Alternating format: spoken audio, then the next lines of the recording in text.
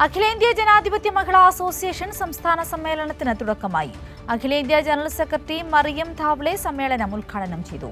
അഖിലേന്ത്യാ പ്രസിഡന്റ് അവതരിപ്പിച്ച സംഘടനാ റിപ്പോർട്ടിനും സംസ്ഥാന സെക്രട്ടറി അവതരിപ്പിച്ച പ്രവർത്തന റിപ്പോർട്ടിനുമേലുള്ള ചർച്ച ഇന്നും നാളെയുമായി നടക്കും.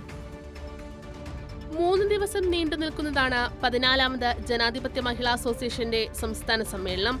സമ്മേളന നഗരിയിൽ പതാക ഉയർത്തി രക്തസാക്ഷി മണ്ഡപത്തിൽ പുഷ്പാർച്ചന നടത്തിയതോടെയാണ് സമ്മേളനത്തിന് തുടക്കമായത്.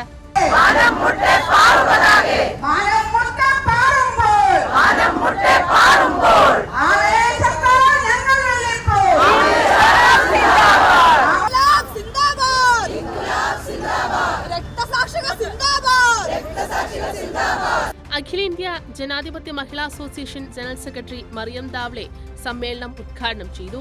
രാജ്യത്ത് തന്നെ പുരോഗമന നിലപാട് സ്വീകരിക്കുന്നത് കേരളത്തിൽ മാത്രമാണെന്നും രാജ്യത്ത് ന്യൂനപക്ഷ അവകാശങ്ങൾ സംരക്ഷിക്കുന്നത് ഇടതുപക്ഷം മാത്രമാണെന്നും മറിയം ധാവ്ലെ പറഞ്ഞു. These economic assaults are there. The communal assaults are there, targeting Muslims, bulldozing houses, beating up Dalit families, destroying the lives of tribals. And women are being under a huge pressure of increasing violence. You have a challenge where the BJP is trying to ruin Kerala as it is ruining the entire country.